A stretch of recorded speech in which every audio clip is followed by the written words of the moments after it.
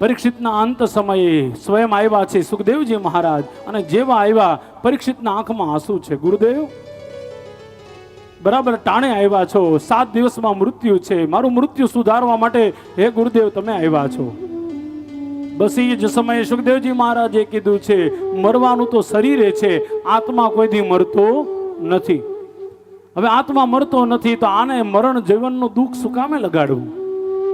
હે પરીક્ષિત સાંભળ, હું તને ભગવાનની કથા કરું, અને કથા સાંભળતા સાંભળતા આંખ બંધ કરી પરમાત્માનું ચિંતન કર, અને એ પરમાત્માને તારા મસ્તકની અંદર રાખી અને પરમાત્મા સુધી તું પહોંચી જા. બસ એટલું કહી પરીક્ષિત મહારાજના માથે પ્રેમથી હાથ ફેરવો. જ્યારે ગુરુનો હાથ શિષ્યના માથે પડે ને એટલે મોટા ભાગનું મૃત્યુ ટળી જાય છે. મૃત્યુ ટળી જાય એટલે મૃત્યુ તો આવવાનું જ છે, પણ મૃત્યુનો ડર છે ને એ ટળી જાય છે.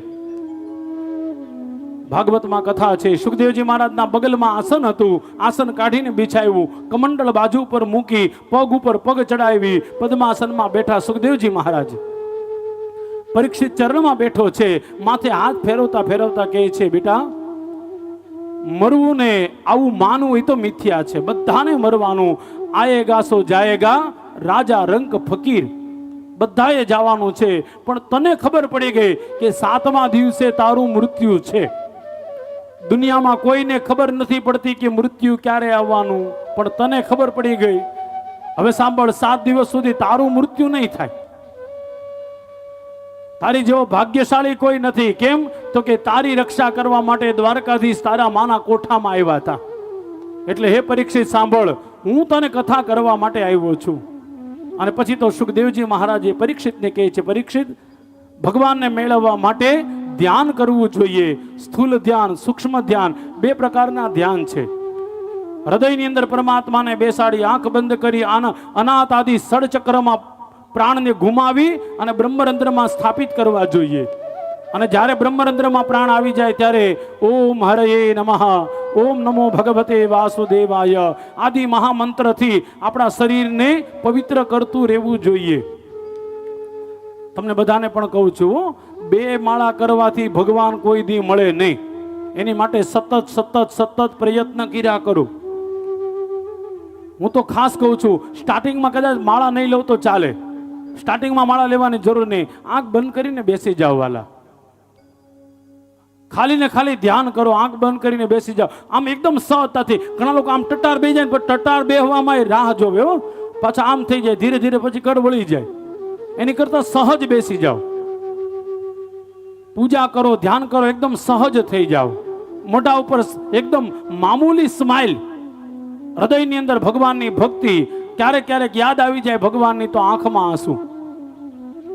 અને આ ધ્યાનનો નિયમ છે. હાથમાં કદાચ માળા હશે ને તો કહેવાનું મન થાય, માળા જો લાંબી હાલશે ને તો પછી આપણું મન ન્યા જ જાહે, પૂરી ક્યારે થાહે, પૂરી ક્યારે થાહે, પૂરી ક્યારે થાહે.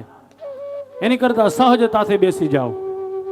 જે ભગવાનને યાદ કરતા હોય આંખ બંધ કરી અને એનું સ્મરણ કરો. ઓમ નમો ભગવતે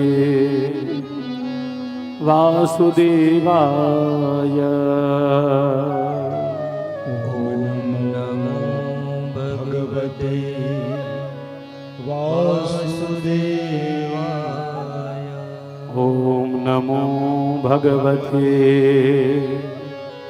વાસુદેવાય,